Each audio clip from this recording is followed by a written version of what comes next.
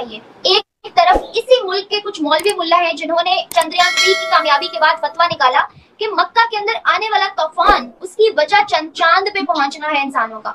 और कुछ मौलवी मुल्ला ये भी थे जिन्होंने अवाम से कहा कि देखा आप लोगों ने, नहीं ना देखा तो कैसे मान लिया कि वो पहुंच गए चांद पे, कुछ भी दिखा सकते हैं, एडिटिंग किसी भी तरह की हो जाती है, ग्राफिक्स है, फलां है, बिलीव ही नहीं किया उन्होंने इस चीज पे। तो ऐसे ये भी तो इसी पाकिस्तान के लोग हैं, इनके बारे में क्या कहेंगे? वो तो लाल टोपी है यार, उस लाल टोपी को आप सीरियसली ले रही हो। उसको तो क्या किया था उसके साथ सऊदी अरेबिया में, बताया आपको?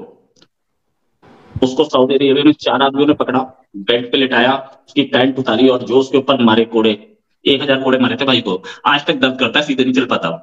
तो ये समझो यार, वो लाल टोपी जुमरू आदमी, यूजलेस आदमी, उसको ये नहीं पता, वो सिर्फ नफरत फैलाने में चलता है, जिंदगी उसकी नफरत फैलाने पे चल रही है। वो कहां से वो आदमी, उसने आज तक कुछ किया है जिंदगी में? मतलब कोई बता दे मुझे। वो इंजीनियर है, उसने क्या किया था? उसने ब्रिज बनाए थे, उसने पाकिस्तान में 1000 लोगों का कोविड ठीक किया था, उसने कोविड की दवाई बनाई थी।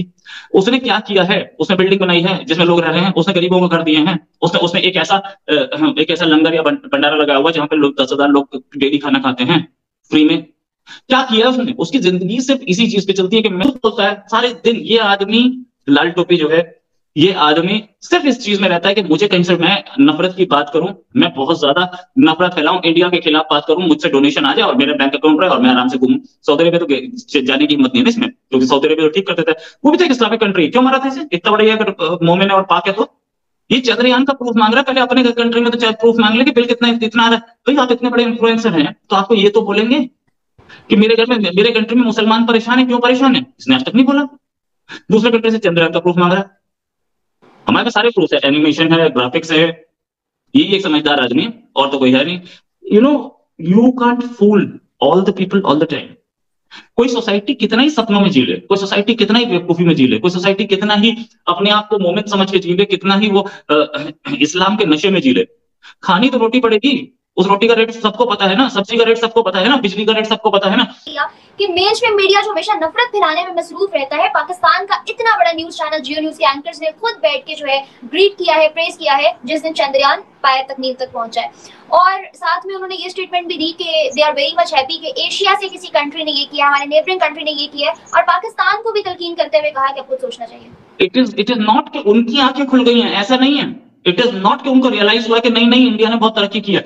इट इज कि उन्हें समझ में आ गया कि अब तक जो हम समझा रहे थे कि हम बहुत अजीम कौम है, हम इंडिया के, हमारा एक आदमी एक मुसलमान 10 हिंदुओं के बराबर है, ये फिलॉसफी चली नहीं। उन्हें ये समझ में आया कि पाकिस्तान की आवाम अब कंपेयर कर रही है कि इंडिया चांद पे पहुंच रहा है। आप हमें 50 साल से समझा रहे थे कि हम चांद पे होंगे। यही जो चंद्रयान का प्रूफ मांग रहा है। इसी निकम्मे आदमी ने तो 10 साल पहले बोला था कि पाकिस्तान चांद पे होगा, इंडिया पहुंच गया। उसका गजवा हिंदी नहीं हो पाया। आज लोग सड़कों पे पाकिस्तानी एस्टैब्लिशमेंट को, और पाकिस्तानी मतलब establishment means in the sense government को या सुपारको को, सड़कों पे गाली देने शुरू हो गए कि इन्होंने कुछ नहीं किया, पाकिस्तान इंडिया चांद पे पहुंच रहा है, हम यहाँ रोटी के लिए मोहताज हैं, हम यहाँ आटे की लाइन में लगे। सच बात तो ये है। एक आप नाराए तकबीर चीखते हैं तो पूरा पाकिस्तान सामने आ जाता है और पूछता नहीं कि भैया ठीक है, अच्छा रोटी मिली थी कि नहीं। वो दिन गए, वो दिन गए, सच में वो दिन गए। सर यहाँ पर वो कामयाब हो गए, पूरी दुनिया, नासा की एजेंसीज, उसके बाद बड़ी बड़ी एजेंसीज उनको मुबारकबाद दे रही हैं कि बहुत अच्छा लगा भाई आप लोग गए। और यहाँ पर हमारे मीडिया पर्सन्स कह रहे हैं कि भाई ये सिर्फ ग्राफिक डिजाइनर के जरिए, ग्राफिक्स के जरिए वो बता रहे हैं कि चांद पे गए हैं। तो क्या कहना चाहेंगे? क्रिटिसाइज करने का कोई तरीकेकार होता है? हम तो दुनिया में अपना मजाक बना रहे हैं। ये बिल्कुल ऐसे। अब जो हमारा कंट्रोल्ड मीडिया जो है पाकिस्तान का, तो अब उन्होंने क्या करना है, एक तो उनकी पॉजिटिविटी है, उनकी एफर्ट्स हैं, उनका हार्डवर्क है, उनकी जो गवर्नमेंट्स हैं उनके प्लान्स हैं, लेकिन हमारे क्या प्लान्स हैं? कोई लॉन्ग टर्म्स कोई प्लान नहीं है हमारे। तो यही बात है कि हमने जो है वो किसी को कहने आप अप्रिशिएट नहीं करना होता, बस उनकी जो है वो जो बैड चीजें होती हैं वो ऐसे ही प्रेजेंट करनी होती हैं, ना खुद करते हैं ना किसी और को करने देते। तो ये हमारा ये वाला सीन है। तो ये बता दिया कि भाई हमारे रॉकेट की रेंज चांद तक है, थोड़ा सा बच के जरा है। वो तो हमें खाते भी नहीं लेते, वो तो चाइना के साथ मुकाबला करते हैं।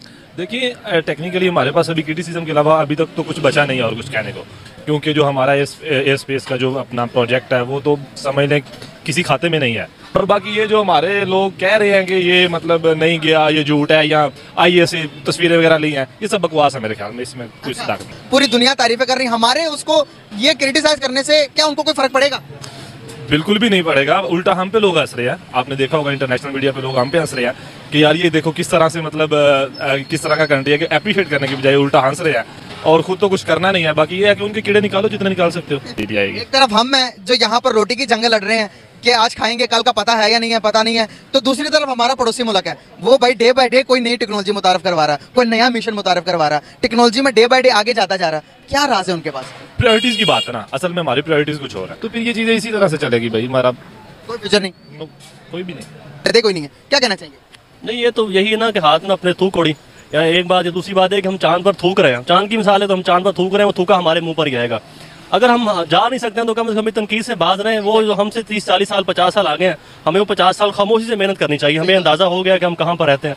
तो हमें बताया गया ये हम एक्सट्रीमिस्ट हैं। वो यार प्रो एक्सट्रीमिस्ट, प्रो एक्सट्रीमिस्ट, इसमें कोई दो राय नहीं। हम बहुत किस तरह से हम तो कहते हैं नहीं, हम ना कहें मैं ना मानूं क्या बात, हम एक्सट्रीमिस्ट हैं। उसकी मिसालें हमारे पास मौजूद। मतलब सियालकोट में मिसाल एक पड़ी है, वो सड़क के ऊपर एक प्लस्तर बना हुआ है, बंदा पोस्टर है, वो आप जाके उखाड़ के देखें, वो कहेगा, उसकी लाश कहेगी कि मैं इस तशद्दुद ज़्यादा और एक इंतहापसंद माशरे की में हूँ। चिचावतनी में एक खपती बंदे को मार दिया गया।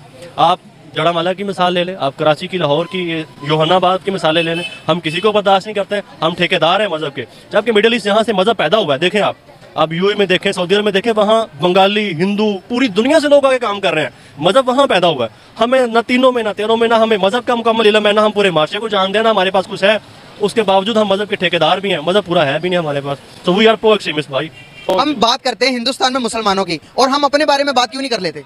यही तो मसला है हमारा। अगर अपने गिरेबान में झांक के देखेंगे तो शर्म आएगी ना, कि उसमें से चेहरा निकाले। वो नहीं है वफादार जो अब भी नारा लगाए कि हम सबसे नहीं, वो तो गलत कर रहा है, मुल्क के साथ ज्यादती कर रहा है। अगर अब भी कोई ये कह रहा है कि हम सबसे अजीम कौम है, हम रही नहीं है। हमने 70 साल तजर्बात में से देख लिया है, हमने किसी भी तबके को नहीं छोड़ा, किसी कौम को नहीं छोड़ा। हम नहीं अजीम, मुझे नहीं लगता कि हमें अजीम कहना चाहिए, हमें तवज्जो देनी चाहिए खुद पे।